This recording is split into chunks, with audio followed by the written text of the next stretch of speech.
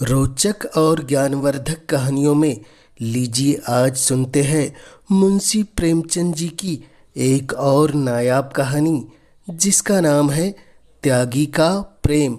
तो लीजिए प्रारंभ है कहानी। लाला गोपीनाथ को युवावस्था में ही दर्शन से प्रेम हो गया था। अभी वह इंटरमीडिएट क्लास में थे कि मील और बर्कले के वैज्ञानिक विचार उनको कंठस्थ हो गए थे। उन्हें किसी प्रकार के विनोद प्रमोद से रुचि नहीं थी। यहाँ तक कि कॉलेज के क्रिकेट मैचों में भी उनको उत्साह नहीं होता था। हास परिहास से कोसों भागते और उनसे प्रेम की चर्चा करना तो मानो बच्चे को जूजू से डराना था। प्रातःकाल घर से निकल जाते और शहर से बाहर किसी सघन वृक्ष की छांव में बैठकर दर्शन का अध्ययन करते। काव्य अलंकार उपन्यास सभी को त्याज्य समझते थे। शायद ही अपने जीवन में उन्होंने कोई किस्से कहानी की किताब पढ़ी हो। इसे केवल समय का दुरुपयोग ही नहीं वरन मन और बुद्धि विकास के लिए घातक ख्याल करते थे। इसके साथ ही वह उत्साहहीन न थे। सेवा समितियों में बड़े उत्साह से भाग लेते। स्वदेशवासियों की सेवा के किसी अवसर को हाथ से नहीं जाने देते। बहुधा मोहल्ले के छोटे छोटे दुकानदारों की दुकान पर जा बैठते और उनके घाटे टोटे मंदे तेजे की राम कहानी सुनते। सनय सनय उन्हें कॉलेज से घृणा हो गई। उन्हें अब अगर किसी विषय से प्रेम था तो वह दर्शन था। कॉलेज की बहुविषयक शिक्षा उनके दर्शनानुराग में बाधक होती। अतएव उन्होंने कॉलेज छोड़ दिया और एकाग्रचित होकर विज्ञानोपार्जन करने लगे। किंतु दर्शनानुराग के साथ ही साथ उनका देशानुराग भी बढ़ता गया और कॉलेज छोड़ने के थोड़े ही दिनों पश्चात वह अनिवार्यतः जाति सेवकों के दल में सम्मिलित हो गए। दर्शन में भ्रम था, अविश्वास था, अंधकार था। जाति सेवा में सम्मान था, यश था और दोनों की संदीक्षाएं थी। उनका वह सद अनुराग जो बरसों से वैज्ञानिक वादों के नीचे दबा हुआ था, वायु के प्रचंड वेग के साथ निकल पड़ा। नगर के सार्वजनिक क्षेत्र में कूद पड़े। देखा तो मैदान खाली था। जिधर आंख उठाते सन्नाटा दिखाई देता। ध्वजाधारियों की कमी न थी, पर सच्चे हृदय कहीं नजर नहीं आते थे। चारों ओर से उनकी खींच होने लगी। किसी संस्था के मंत्री बने, किसी के प्रधान, किसी के कुछ, किसी के कुछ। इसके आवेश में दर्शन अनुराग भी विदा हुआ। पिंजरे में गाने वाली चिड़िया विस्तृत पर्वत राशियों में आकर अपना राग भूल गई। अब भी वह समय निकालकर दर्शन ग्रंथों के पन्ने उलट पलट लिया करते थे, पर विचार और अनुशीलन का अवकाश कहाँ। नित्य मन में यह संग्राम होता रहता कि किधर जाऊं, इधर या उधर। विज्ञान अपनी ओर खींचता, देश अपनी ओर खींचता। एक दिन वह इसी उलझन में नदी के तट पर बैठे हुए थे। जलधारा तट के दृश्यों और वायु के प्रतिकूल झोंकों की परवाह न करते हुए बड़े वेग के साथ अपने लक्ष्य की ओर बढ़ी चले जा रही थी। पर लाला गोपीनाथ का ध्यान इस तरफ नहीं था। वह अपने स्मृति भंडार से किसी ऐसे तत्वज्ञानी पुरुष को खोज निकालना चाहते थे जिसने जाति सेवा के साथ विज्ञान सागर में गोते लगाए हो। सहसा उनके कॉलेज के एक अध्यापक पंडित अमरनाथ अग्निहोत्री आकर समीप बैठ गए और बोले, कहिए लाला गोपीनाथ, क्या खबरें है? गोपीनाथ ने अन्य मनस्क होकर उत्तर दिया, कोई नई बातें तो नहीं हुई। पृथ्वी अपनी गति से चली जा रही है। अमरनाथ बोले, म्यूनिसिपल वार्ड नंबर 21 की जगह खाली है, उसके लिए किसे चुनना निश्चित किया है? गोपी बोले, देखिए कौन होता है, आप भी खड़े हुए हैं। अमर बोले, अजी मुझे तो लोगों ने जबरदस्ती घसीट लिया, नहीं तो मुझे इतनी फुर्सत कहाँ। गोपी बोले, मेरा भी यही विचार है। अध्यापकों का क्रियात्मक राजनीति में फंसना बहुत अच्छी बात नहीं। अमरनाथ इस व्यंग से बहुत लज्जित हुए। एक क्षण के बाद प्रतिकार के भाव से बोले, तुम आजकल दर्शन का अभ्यास करते हो या नहीं? गोपी बोले, बहुत कम।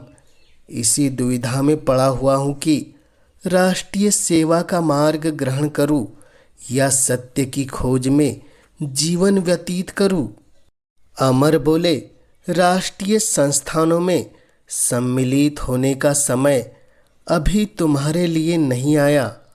अभी तुम्हारी उम्र ही क्या है, जब तक विचारों में गांभीर्य और सिद्धांतों पर दृढ़ विश्वास न हो जाए, उस समय तक केवल क्षणिक आवेशों के वशवर्ती होकर किसी काम में कूद पड़ना अच्छी बात नहीं। राष्ट्रीय सेवा बड़े उत्तरदायित्व का काम है। गोपीनाथ ने निश्चय कर लिया कि मैं जाति सेवा में जीवन छेप करूंगा। अमरनाथ ने भी यही फैसला किया कि मैं म्युनिसिपैलिटी में अवश्य जाऊंगा। दोनों का परस्पर विरोध उन्हें कर्म क्षेत्र की ओर खींच ले गया। गोपीनाथ की साख पहले ही से जम गई थी। घर के धनी थे, शक्कर और सोने चांदी की दलाली होती थी। व्यापारियों में उनके पिता का बड़ा मान था। गोपीनाथ के 2 बड़े भाई थे, वह भी दलाली करते थे। परस्पर मेल था, धन था, संतानें थी, अगर न थी तो शिक्षा और शिक्षित समुदाय में गणना। वह बात गोपीनाथ की बदौलत प्राप्त हो गई, इसलिए उनकी स्वच्छंदता पर किसी ने आपत्ति नहीं की। किसी ने उन्हें धनोपार्जन के लिए मजबूर नहीं किया। अतएव गोपीनाथ निश्चिंत और निर्द्वंद होकर राष्ट्र सेवा में कहीं किसी अनाथ आलय के लिए चंदे जमा करते, कहीं किसी कन्या पाठशाला के लिए भिक्षा मांगते फिरते। नगर की कांग्रेस कमेटी ने उन्हें अपना मंत्री नियुक्त किया। उस समय तक कांग्रेस ने कर्म क्षेत्र में पदार्पण नहीं किया था। उनकी कार्यशीलता ने इस जीर्ण संस्था का मानो पुनरुद्धार कर दिया। वह प्रातः से संध्या और बहुधा पहर रात तक इन्हीं कामों में लिप्त रहते थे। चंदे का रजिस्टर हाथ में लिए उन्हें नित्य प्रति सांझ सवेरे अमीरों और रईसों के द्वार पर खड़ा देखना एक साधारण दृश्य था। धीरे धीरे कितने ही युवक उनके भक्त हो गए। लोग कहते, कितना निस्वार्थ, कितना आदर्शवादी, त्यागी, जाति सेवक है। कौन सुबह से शाम तक निस्वार्थ भाव से केवल जनता का उपकार करने के लिए यूं दौड़ धूप करेगा। उनका आमोत्सर्ग प्रायः द्वेषियों को भी अनुरक्त कर देता था। उन्हें बहुधा रईसों की अभद्रता, असज्जनता, यहाँ तक कि उनके कटु शब्द भी सहने पड़ते थे। उन्हें अब विदित हो गया था कि जाति सेवा बड़े अंशों तक केवल चंदे मांगना है। इसके लिए धनिकों की दरबारियां या दूसरे शब्दों में खुशामद भी करनी पड़ती थी। दर्शन के उस गौरवयुक्त अध्ययन और इस दान लोलुपता में कितना अंतर था। कहाँ मील और कैंट, स्पेंसर और किंड के साथ एकांत में बैठे हुए जीव और प्रकृति के गहन गूढ़ विषय पर वार्तालाप, और कहाँ इस अभिमानी, असभ्य, मूर्ख व्यापारियों के सामने सिर झुकाना। वह अंतःकरण में उनसे घृणा करते थे। वही धनी थे और केवल धन कमाना चाहते थे। इसके अतिरिक्त उनमें और कोई विशेष गुण न था। उनमें अधिकांश ऐसे थे जिन्होंने कपट व्यापार से धनोपार्जन किया था, पर गोपीनाथ के लिए वह सभी पूज्य थे, क्योंकि इन्हीं की कृपा दृष्टि पर उनकी राष्ट्र सेवा अवलंबित थी। इस प्रकार कई वर्ष व्यतीत हो गए।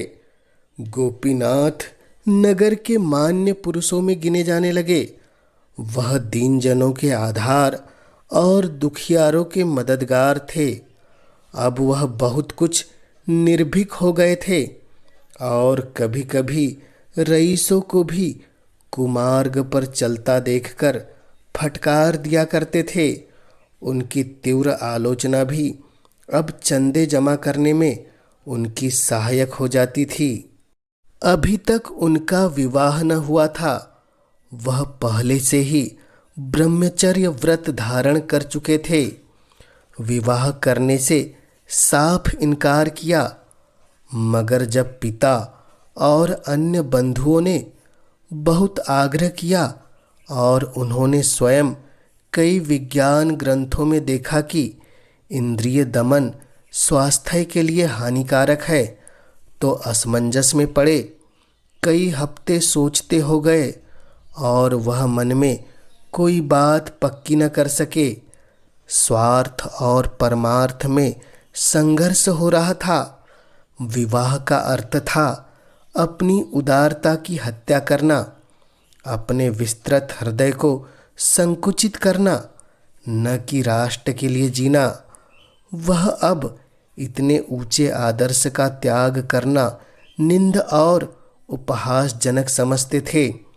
इसके अतिरिक्त अब वह अनेक कारणों से अपने को पारिवारिक जीवन के अयोग्य पाते थे। जीविका के लिए जिस उद्योगशीलता, जिस अनवरत परिश्रम और जिस मनोवृत्ति की आवश्यकता है, वह उनमें न रही थी। जाति सेवा में भी उद्योगशीलता और अध्यवसाय की कम जरूरत न थी, लेकिन उनमें आत्मगौरव का हनन न होता था। परोपकार के लिए भिक्षा मांगना दान है। अपने लिए पान का एक बीड़ा भी भिक्षा है। स्वभाव में एक प्रकार की स्वच्छंदता आ गई थी। इन त्रुटियों पर पर्दा डालने के लिए जाति सेवा का बहाना बहुत अच्छा था।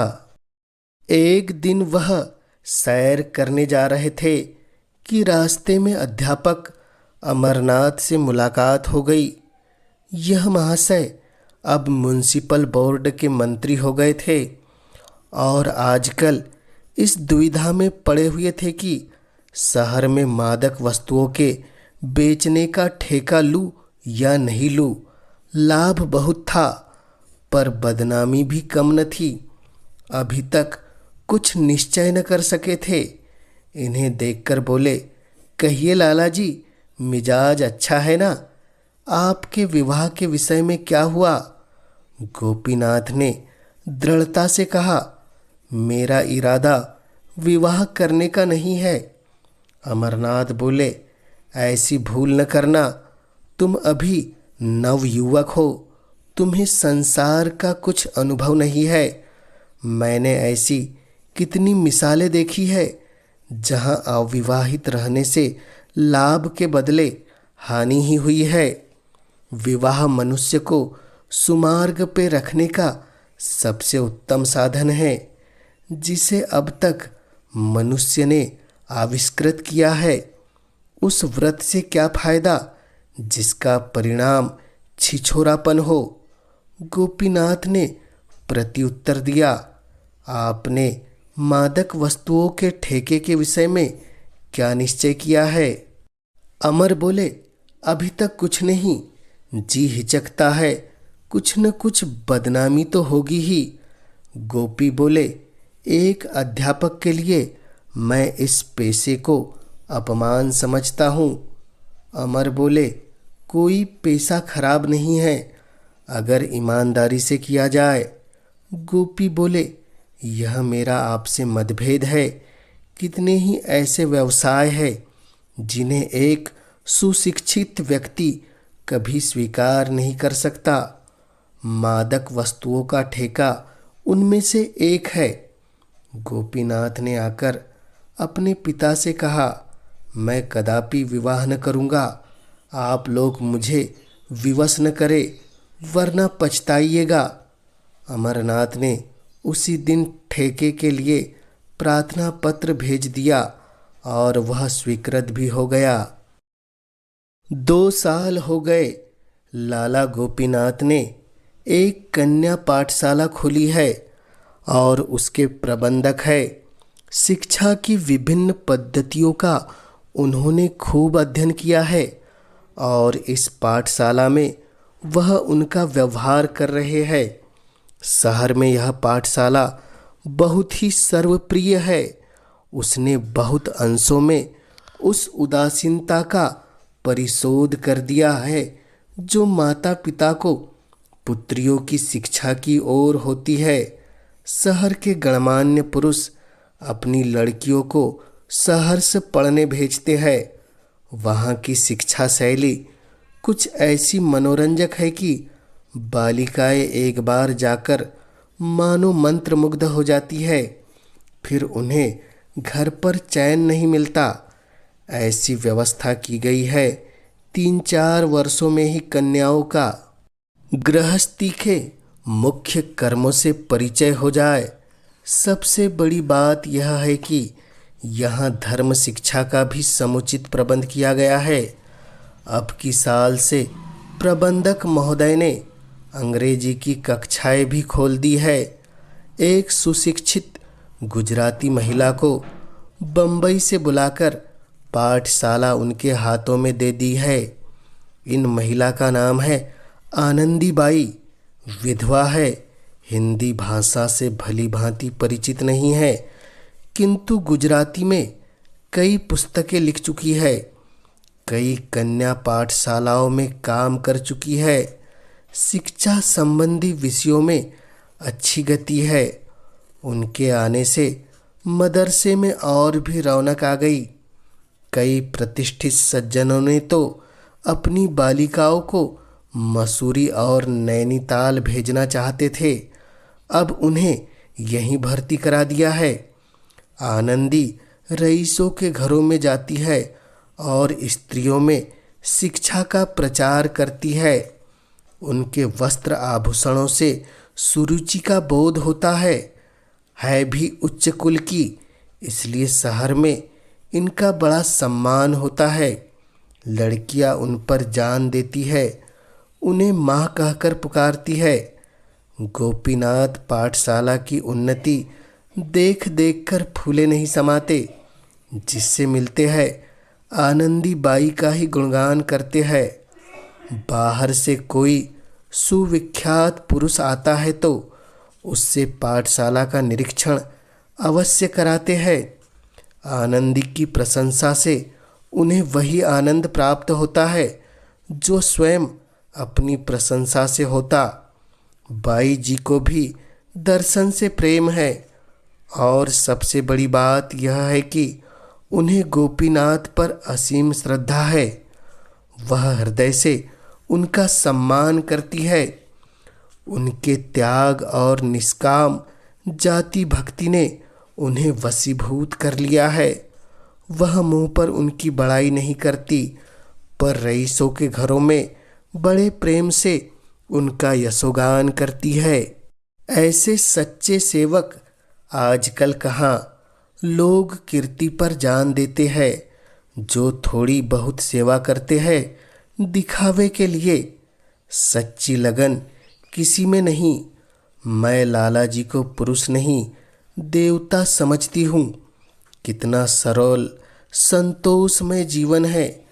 न कोई व्यसन न विलास। भोर से सायंकाल तक दौड़ते रहते हैं। न खाने का कोई समय न सोने का समय। उस पर कोई ऐसा नहीं जो उनके आराम का ध्यान रखे। बेचारे घर गए, जो कुछ किसी ने सामने रख दिया चुपके से खा लिया, फिर छड़ी उठाई और किसी तरफ चल दिए। दूसरी औरत कदापि अपनी पत्नी की भांति सेवा सत्कार नहीं कर सकती। दशहरे के दिन थे। कन्या पाठशाला में उत्सव मनाने की तैयारियां हो रही थी। एक नाटक खेलने का निश्चय किया गया था। भवन खूब सजाया गया था। शहर के रईसों को निमंत्रण दिए गए थे।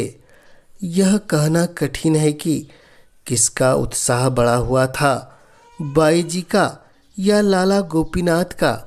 गोपीनाथ सामग्रियां एकत्र कर रहे थे। उन्हें अच्छे ढंग से सजाने का भार आनंदी ने लिया था। नाटक भी इन्हीं ने रचा था। नित्य प्रति उसका अभ्यास कराती थी और स्वयं एक पार्ट ले रखा था। विजयादशमी आ गई। दोपहर तक गोपीनाथ फर्श और कुर्सियों का इंतजाम करते रहे। जब 1 बज गया और अब भी वह वहाँ से न टले, तो आनंदी ने कहा, लाला जी, आपको भोजन करने को देर हो रही है। अब सब काम हो गया है। जो कुछ बच रहा है मुझ पर छोड़ दीजिए। गोपीनाथ ने कहा, खा लूँगा। मैं ठीक समय पर भोजन करने का पाबंद नहीं हूँ। फिर घर तक कौन जाए, घंटों तक जाएंगे। भोजन के उपरांत आराम करने का जी चाहेगा। शाम हो जाएगी। आनंदी बोली, भोजन तो मेरे यहाँ तैयार है। ब्राह्मणों ने बनाया है। चलकर खा लीजिए और यहीं जरा देर आराम भी कर लीजिए। गोपीनाथ बोले, यहाँ क्या खा लूँ? एक वक्त न खाऊंगा तो ऐसी कौन सी हानि हो जाएगी? आनंदी बोली, जब भोजन तैयार है तो उपवास क्यों कीजिएगा? गोपीनाथ बोले, आप जाएं, आपको अवश्य देर हो रही है। मैं काम में ऐसा भूला कि आपकी सुधि ही न रही। आनंदी बोली, मैं भी 1 जून उपवास कर लूँगी तो क्या हानि होगी? गोपीनाथ बोले, नहीं नहीं, इसकी क्या ज़रूरत है? मैं आपसे सच कहता हूँ, मैं बहुधा 1 ही जून खाता हूँ।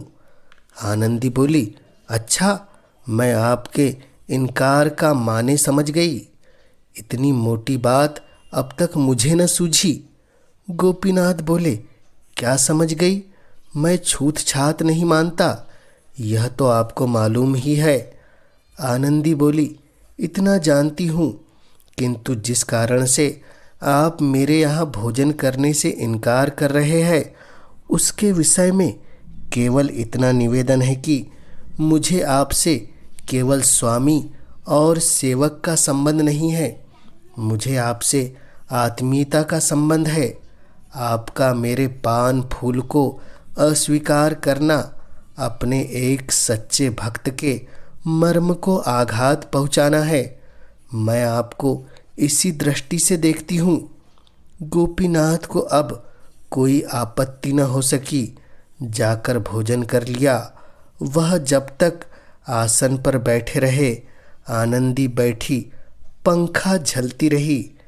इस घटना की लाला गोपीनाथ के मित्रों ने यूं आलोचना की, महाशय जी, अब तो वही पर खूब जोर देकर भोजन भी करते हैं।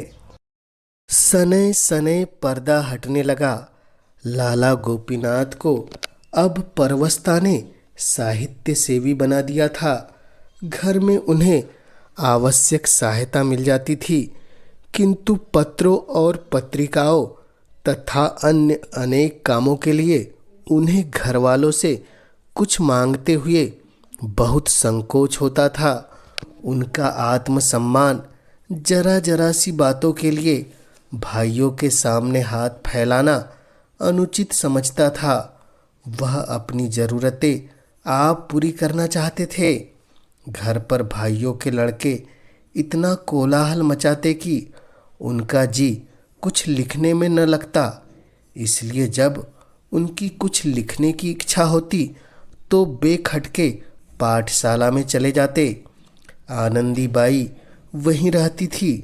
वहाँ न कोई शोर था न गुल। एकांत में काम करने में जी लगता। भोजन का समय आ जाता तो वहीं भोजन भी कर लेते। कुछ दिनों के बाद उन्हें बैठकर लिखने की कुछ असुविधा होने लगी। आंखें कमज़ोर हो गई थी तो आनंदी ने लिखने का भार अपने सिर ले लिया। लाला साहब बोलते थे, आनंदी लिखती थी। गोपीनाथ की प्रेरणा से उन्होंने हिंदी सीखी थी और थोड़े ही दिनों में इतनी अभ्यस्त हो गई थी कि लिखने में जरा भी हिचक न होती। लिखते समय कभी कभी उन्हें ऐसे शब्द और मुहावरे सूझ जाते कि गोपीनाथ फड़क फड़क उठते। उनके लेख में जान सी पड़ जाती। वह कहते, यदि तुम स्वयं कुछ लिखो तो मुझसे बहुत अच्छा लिखोगी। मैं तो बेगारी करता हूँ। तुम्हें परमात्मा की ओर से यह शक्ति प्रदान हुई है।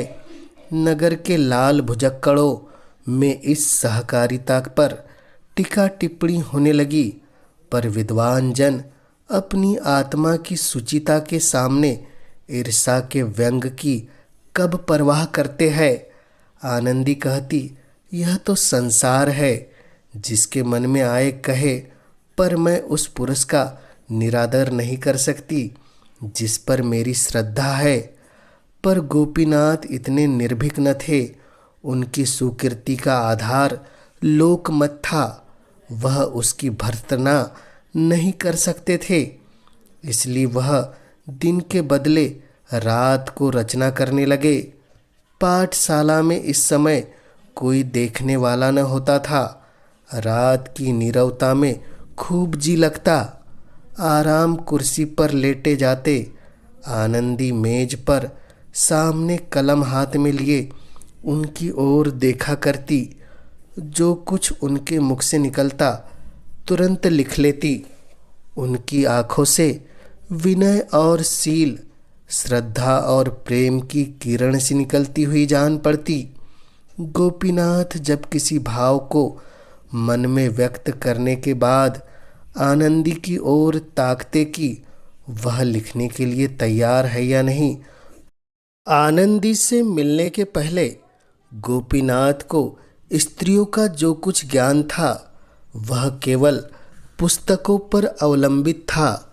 स्त्रियों के विषय में प्राचीन और अर्वाचीन, प्राच्य और पाश्चात्य सभी विद्वानों का एक ही मत था।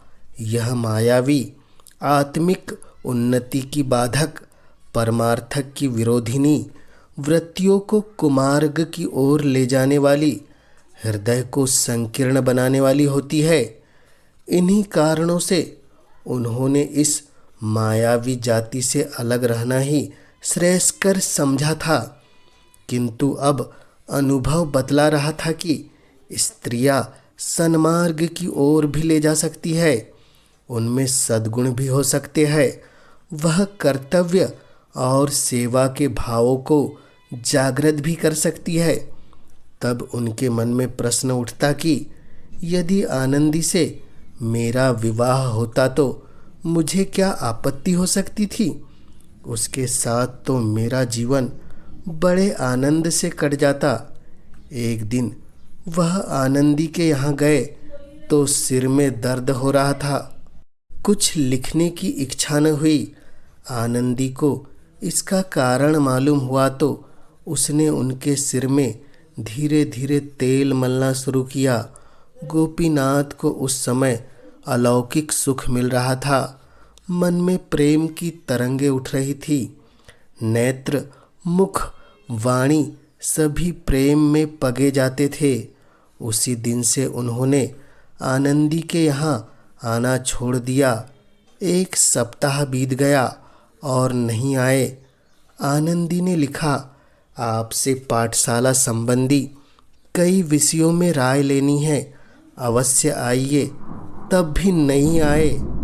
उन्होंने फिर लिखा, मालूम होता है आप मुझसे नाराज है। मैंने जानबूझकर तो कोई ऐसा काम नहीं किया, लेकिन यदि वास्तव में आप नाराज है तो मैं यहाँ रहना उचित नहीं समझती। अगर आप अब भी नहीं आएंगे तो मैं द्वितीय अध्यापिका को चार्ज देकर चली जाऊंगी। गोपीनाथ पर इस धमकी का भी कुछ असर न हुआ। अब भी नहीं गए। अंत में 2 महीने तक खींचे रहने के बाद उन्हें ज्ञात हुआ कि आनंदी बीमार है और 2 दिन से पाठशाला नहीं आ सकी। तब वह किसी तर्क या युक्ति से अपने को नहीं रोक सके। पाठशाला में आए और कुछ झिझकते सकुचाते आनंदी के कमरे में कदम रखा। देखा तो चुपचाप पड़ी हुई थी। मुख पीला था, शरीर घुल गया था। उसने उनकी ओर दया प्रार्थी नेत्रों से देखा। उठना चाहा, पर आसक्ति ने उठने नहीं दिया। गोपीनाथ ने आर्द्र कंठ से कहा, लेटी रहो, लेटी रहो, उठने की जरूरत नहीं, मैं बैठ जाता हूँ, डॉक्टर साहब आए हैं। मिश्राइन ने कहा, जी हाँ, 2 बार आए थे, दवा दे गए हैं। गोपीनाथ ने नुस्खा देखा। डॉक्टरी का साधारण ज्ञान था। नुस्खे से ज्ञात हुआ हृदय रोग है। औषधियाँ सभी पुष्टिकर और बलवर्धक थी। आनंदी की ओर फिर देखा। उसकी आंखों से अश्रुधारा बह रही थी। उनका गला भी भराया। हृदय मसोसने लगा। गदगद होकर बोले, आनंदी, तुमने मुझे पहले इसकी सूचना न दी, नहीं तो रोग इतना नहीं बढ़ने पाता। आनंदी बोली, कोई बात नहीं है, अच्छी हो जाऊंगी, जल्दी ही अच्छी हो जाऊंगी। मर भी जाऊंगी तो कौन रोने वाला बैठा हुआ है। यह कहते कहते वह फूट फूट कर रोने लगी। गोपीनाथ दार्शनिक थे, पर अभी तक उनके मन के कोमल भाव शिथिल न हुए थे।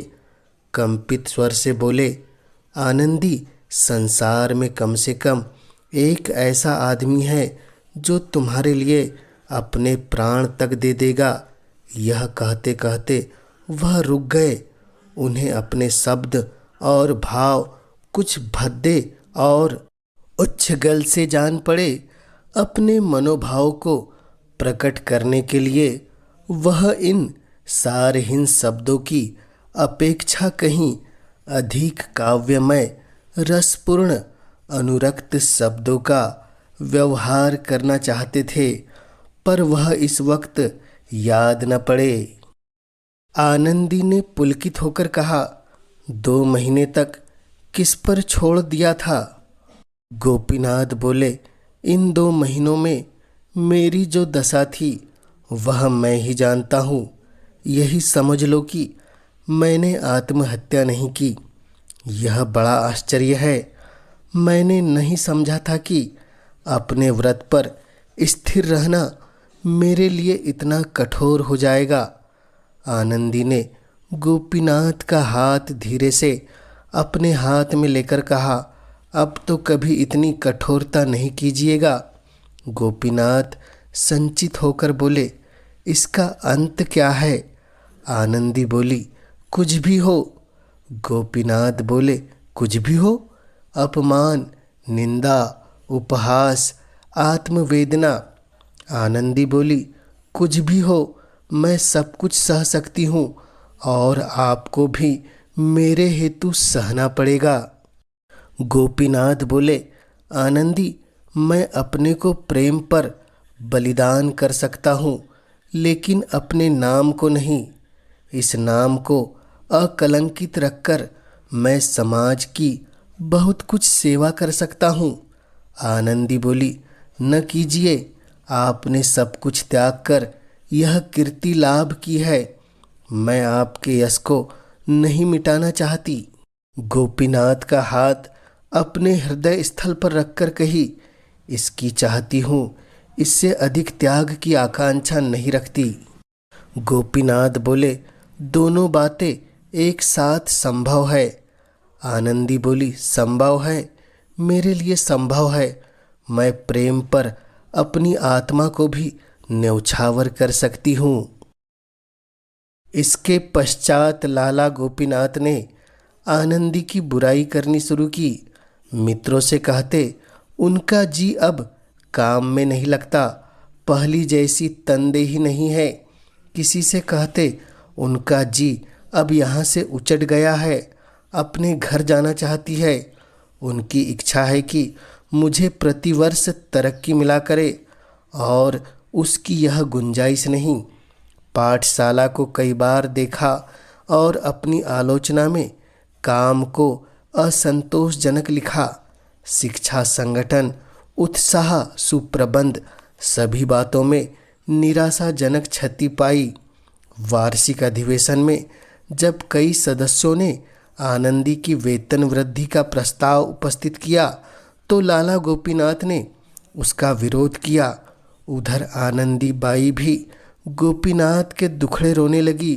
यह मनुष्य नहीं, पत्थर का देवता है, उन्हें प्रसन्न करना दुष्कर है।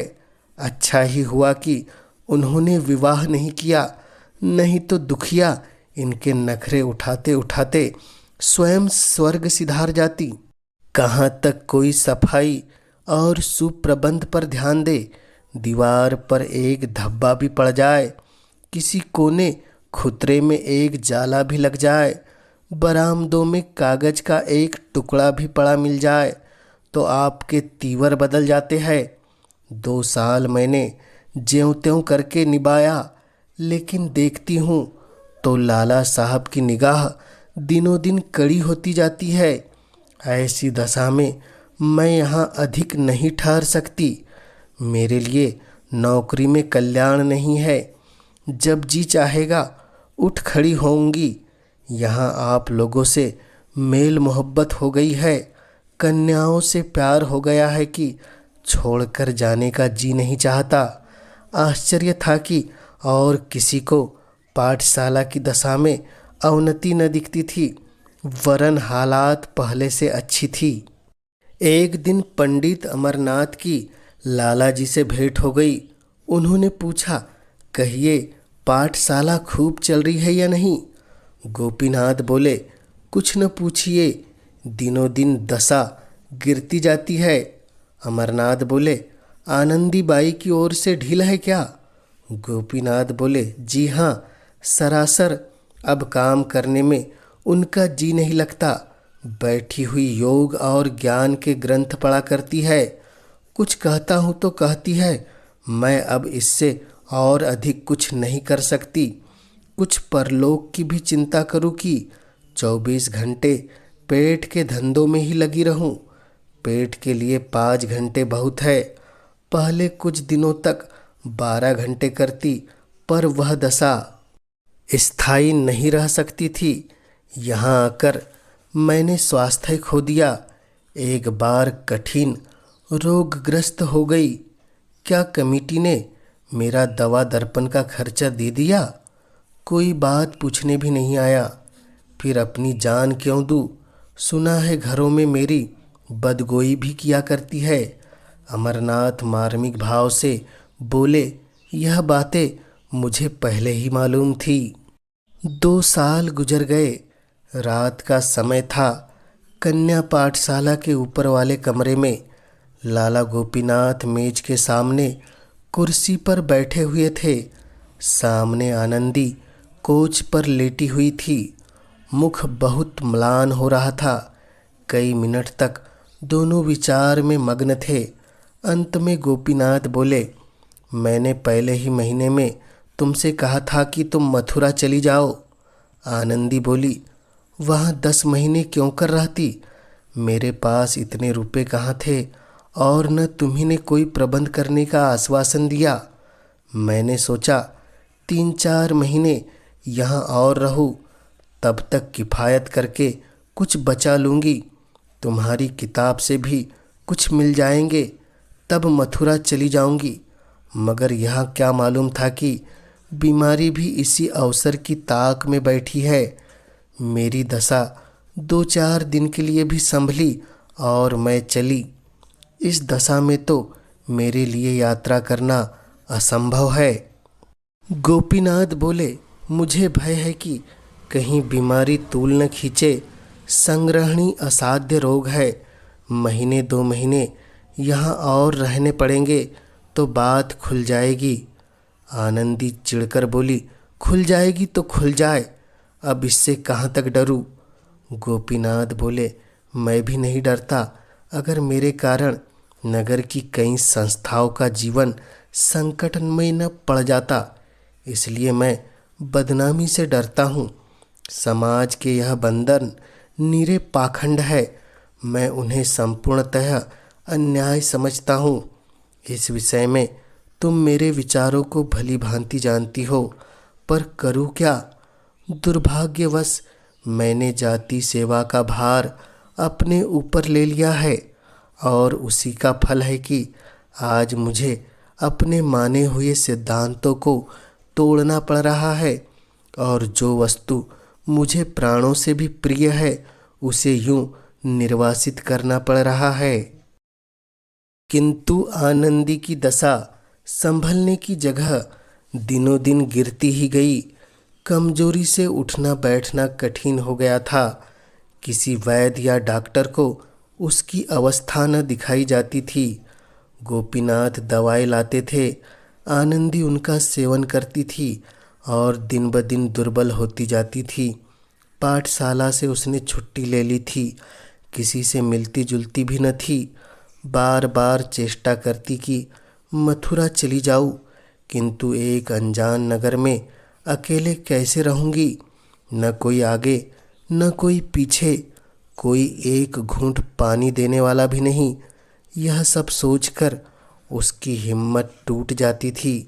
इसी सोच विचार और हैस बैस में 2 महीने और गुजर गए और अंत में विवश होकर आनंदी ने निश्चय किया कि अब चाहे कुछ सिर पर बीते, यहाँ से चल ही दूँ। अगर सफ़र में मर भी जाऊंगी तो क्या चिंता है? उनकी बदनामी तो न होगी, उनके यश को कलंक तो न लगेगा, मेरे पीछे ताने तो न सुनने पड़ेंगे। सफ़र की तैयारियां करने लगी। रात को जाने का मुहूर्त था कि सहसा संध्या काल ही प्रसव पीड़ा होने लगी और 11 बजते बजते तक नन्हा सा दुर्बल संतवासा बालक प्रसव हुआ। बच्चे के होने की आवाज़ सुनते ही लाला गोपीनाथ बेतहासा ऊपर से उतरे और गिरते पड़ते घर भागे। आनंदी ने इस भेद को अंत तक छिपाए रखा। अपनी दारुण प्रसव पीड़ा का हाल किसी से न कहा, दाई को भी सूचना न दी। मगर जब बच्चे के रोने की ध्वनि मदरसे में गूंजी तो क्षण मात्र में दाई सामने आकर खड़ी हो गई। नौकरानियों को पहले से शंकाएं थी, उन्हें कोई आश्चर्य न हुआ। जब दाई ने आनंदी को पुकारा तो वह सचेत हो गई। देखा तो बालक रो रहा है। दूसरे दिन 10 बजते बजते यह समाचार सारे शहर में फैल गया। घर घर चर्चा होने लगी। कोई आश्चर्य से करता, कोई घृणा करता, कोई हंसी उड़ा था। लाला गोपीनाथ के छिद्रवंशियों की संख्या कम न थी। पंडित अमरनाथ उनके मुखिया थे। उन लोगों ने लाला जी की निंदा करनी शुरू की। जहाँ देखिए वहीं दो चार सज्जन बैठे गोपीनाथ भाव से इसी घटना की आलोचना करते नजर आते थे। कोई कहता था इस स्त्री के लक्षण पहले से ही विदित हो रहे थे। अधिकांश आदमियों की राय में गोपीनाथ ने यह बुरा किया। यदि ऐसा ही प्रेम ने जोर मारा था तो उन्हें निडर होकर विवाह कर लेना चाहिए था। यह काम गोपीनाथ का है, इसमें किसी को भ्रम न था। केवल कुशल समाचार पूछने के बहाने से लोग उनके घर जाते और दो चार अन्योक्तियाँ सुनाकर चले आते थे। इसके विरुद्ध आनंदी पर लोगों की दया आती थी, पर लाला जी ऐसे भक्त थे जो लाला जी के माथे यह कलंक मढ़ना पाप समझते थे। गोपीनाथ ने स्वयं मौन धारण कर लिया था। सबकी बुरी भली सुनते थे पर मुंह न खोलते थे। इतनी हिम्मत न थी कि सबसे मिलना छोड़ दे। प्रश्न था अब क्या हो। आनंदी बाई के विषय में तो जनता ने फैसला कर दिया। बहस यही थी कि गोपीनाथ के साथ क्या व्यवहार किया जाए। कोई कहता था उन्होंने जो कुकर्म किया है उसका फल भोगे, आनंदी बाई को नियमित रूप से घर में रखे। कोई कहता हमें इससे क्या मतलब, आनंदी जाने और वो जाने, दोनों जैसे को तैसे है, जैसे उदय वैसे भान, न इनकी चोटी न इनके कान। लेकिन इन महाशय को पाठशाला के अंदर अब कदम नहीं रखने देना चाहिए। जनता के फैसले साक्षी नहीं खोजते, अनुमान ही उनके लिए सबसे बड़ी गवाही है। लेकिन पंडित अमरनाथ और उनकी गोष्ठी के लोग गोपीनाथ को इतने सस्ते में नहीं छोड़ना चाहते थे। उन्होंने गोपीनाथ से जो पुराना द्वेष रखा था, यह कल का लौंडा दर्शन की दो चार पुस्तकें उलट पुलट कर राजनीति में कुछ सुध-बुध करने लीटर बना हुआ, बिचरे सुनहरे ऐनक लगाए, रेशमी चादर गले में डाले, यूं गर्व से ताके मानो सत्य और प्रेम का पुतला है। ऐसे रंगे सियार की जितनी कलई खोली जाए उतना ही अच्छा। जाति को ऐसे दगाबाज चरित्रहीन दुर्बल आत्मा सेवकों से सचेत कर देना चाहिए। पंडित अमरनाथ पाठशाला की अध्यापिकाओं और नौकरों से तहकीकात करते थे। लाला जी कब आते थे, कब जाते थे, कितनी देर रहते थे, यहाँ क्या किया करते थे। तुम लोग उनकी उपस्थिति में वहाँ जाने पाते थे या रोक दिया जाता था। लेकिन यह छोटे छोटे आदमी जिन्हें गोपीनाथ से संतुष्ट रहने का कोई कारण न था, उनकी शक्ति की नौकर लोग बहुत शिकायत किया करते थे। इस दुरवस्था में उनके ऐबों पर पर्दा डालने लगे। अमरनाथ ने प्रलोभन दिया, डराया धमकाया, पर किसी ने गोपीनाथ के विरुद्ध साक्षी न दी। उधर लाला गोपीनाथ ने उसी दिन से आनंदी के घर आना जाना छोड़ दिया। 2 हफ्ते तक तो वह अभागिनी किसी तरह कन्या पाठशाला में रही। 15वें दिन प्रबंधन समिति ने उसे मकान खाली कर देने का नोटिस दे दिया। महीने भर की मोहलत देना भी उचित न समझा। अब वह दुखिया एक तंग मकान में रहती थी। कोई पूछने वाला न था। बच्चा कमज़ोर, खुद बीमार, कोई आगे नहीं पीछे, न कोई दुख का संगी न साथी। शिशु को गोद में लिए दिन के दिन बेदाना पानी पड़ी रहती थी। एक बुढ़िया महरी मिल गई थी जो बर्तन धोकर चली जाती थी।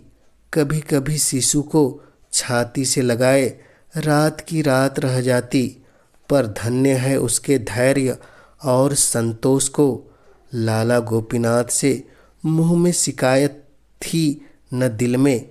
सोचती इन परिस्थितियों में उन्हें मुझसे परामुख ही रहना चाहिए।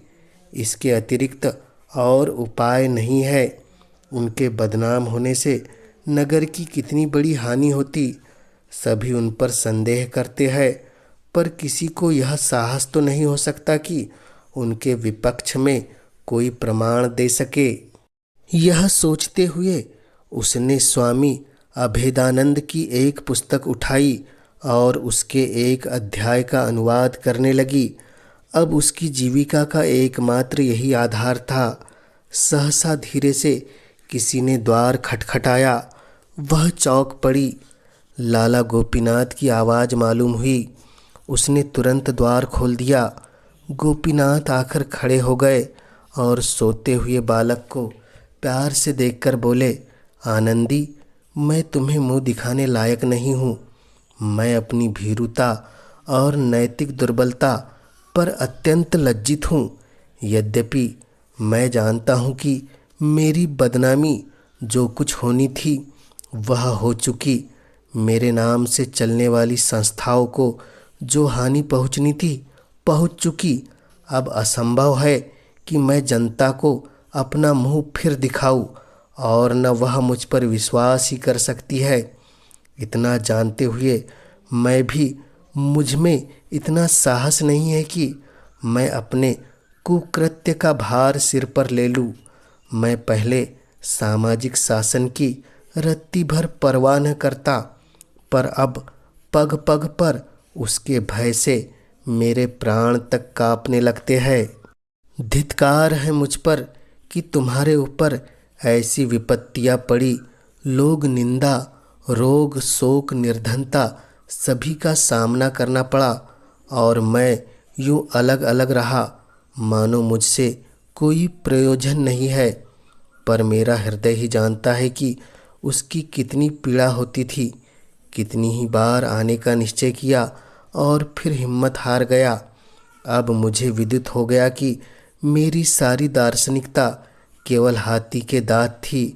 मुझ में क्रिया शक्ति नहीं है। लेकिन इसके साथ ही तुमसे अलग रहना मेरे लिए असहनीय है। तुमसे दूर रहकर मैं जिंदा नहीं रह सकता। प्यारे बच्चे को देखने के लिए मैं कितनी ही बार लालायित हो गया हूँ, पर यह आशा कैसे करूँ कि मेरी चरित्रहीनता का ऐसा प्रत्यक्ष प्रमाण पाने के बाद तुम्हें मुझसे घृणा न हो गई होगी। आनंदी बोली, स्वामी, आपके मन में ऐसी बातों का आना मुझ पर घोर अन्याय है। मैं ऐसी बुद्धिहीन नहीं हूँ कि केवल अपने स्वार्थ के लिए आपको कलंकित करूँ।